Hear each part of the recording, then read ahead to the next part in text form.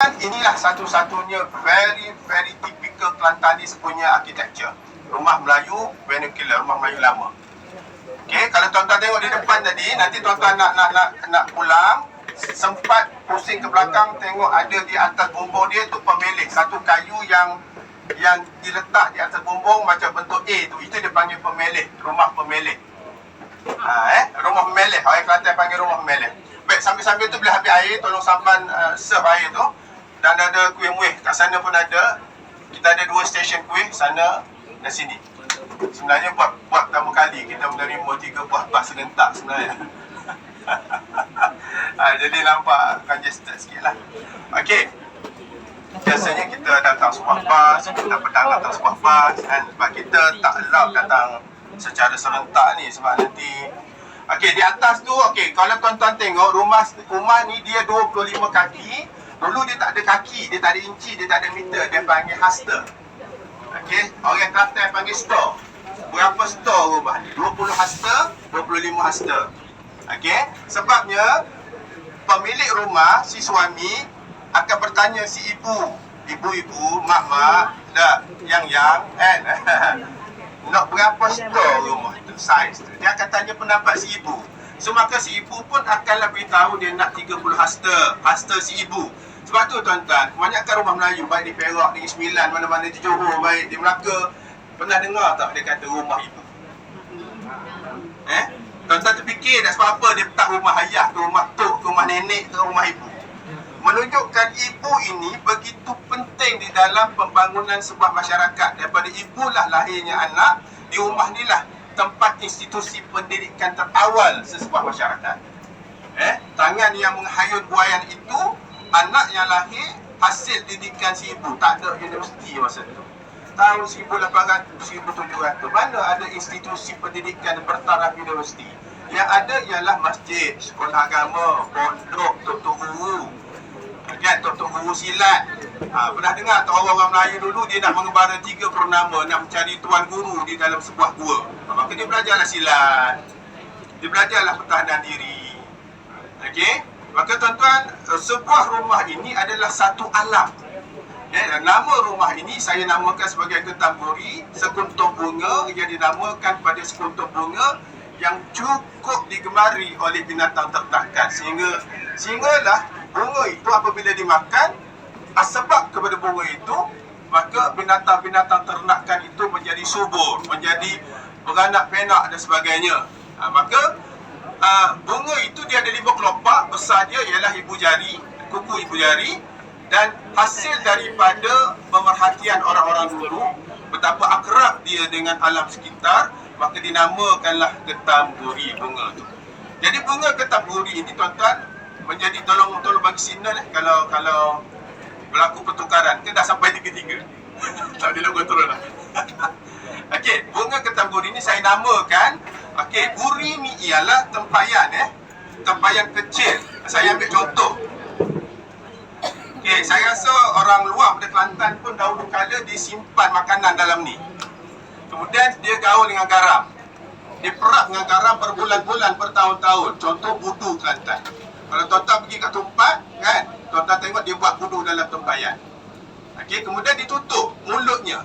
Kalau tuan-tuan tengok, kecil je. Nak masuk tangan saya pun tak boleh.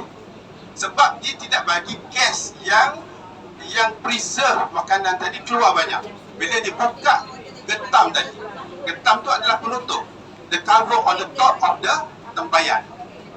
Nampak? Jadi kalau dibuka lama-lama, gas tu keluar. Jadi ini adalah freezer.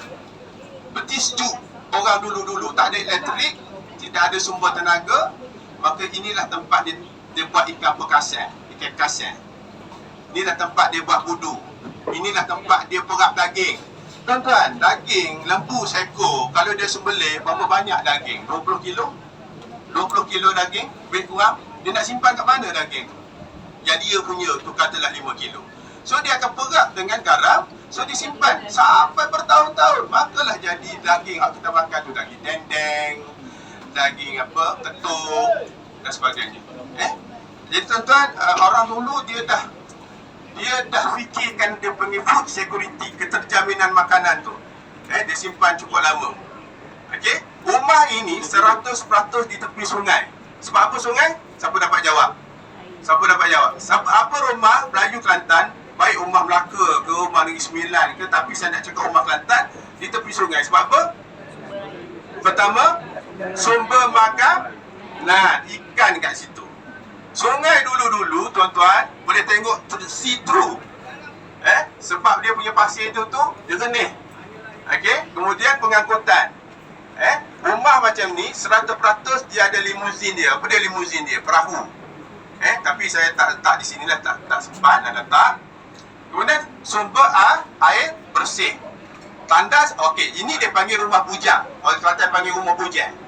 Okay, dia tak ada dapur. Siapa yang ke atas hati-hati sebab dia kepala dia tu dia rendah. Takut terantuk dengan bumbung. Baik. Dia apa dia panggil? Bila berdekatan dengan sungai, dia tak ada tandas. Dia nak membuang dia punya tandas, dia punya jamban bahasa kasar lah. Tempat dia bersanitasi ialah dia pergi di tepi sungai. Ada kelarai buluh dekat situ, tak nampak. Okey, dia nak basuh baju dan sebagainya. Apa? Maksud jangan omong Jawa tadi. Kan? Saya harap ngerti omong Jawa sitik-sitik insyaAllah. Beda yang omong Jawa Cici. Beda yang omong Jawa Cici. Okey, tuan-tuan, perempuan, ada nak tanya tak? Ada nak tanya tak? Kuih tu silakan. Okey, kita ada kaswi gedik, kaswi goyang, kita ada serimut ke durian. Okey, kita ada cemek molek. Sila. Ada banyak lagi. Okey, ada soalan ya saya.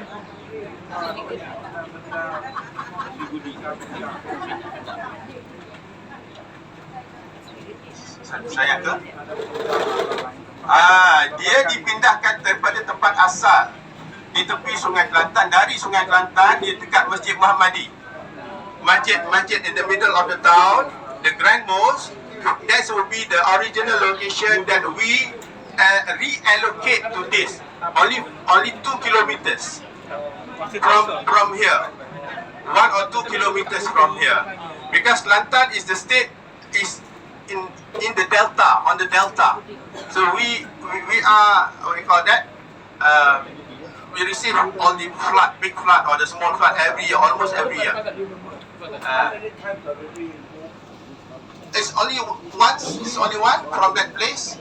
Okay, we dismantle, kita dismantle dulu. Tanggam ni semua teknik tanggam.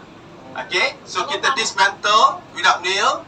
Okay, so we reallocated to this new location. Berapa orang boleh angkat? Kita tak angkat, kita dismantle, buka satu-satu. Yang buka tu, yang angkat tu, kalau kampung berdekatan, orang dulu dia memang gotong royong. Ya, betul, saya faham. 100 orang akan gotong royong, mari kita angkat. So dipindah daripada sini ke sana. Kan? Kalau kawasan tu kena banjir, tak ada pernah. Ya. Okey, tuan-tuan, ini dia panggil dinding janda berhias. Dinding janda berhias. Okey.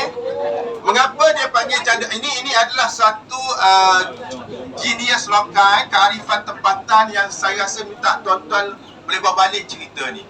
Orang Kelantan dominan, kalau tuan-tuan pergi kat pasar Siti Khatijah, kalau tuan-tuan tengok yang duduk atas gerai jual sayur tu orang perempuan.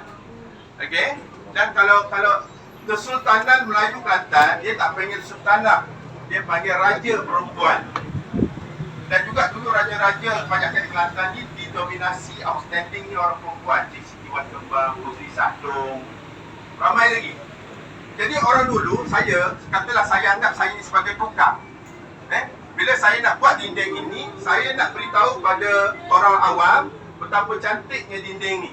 Saya kiaskan kepada seorang janda. Kerana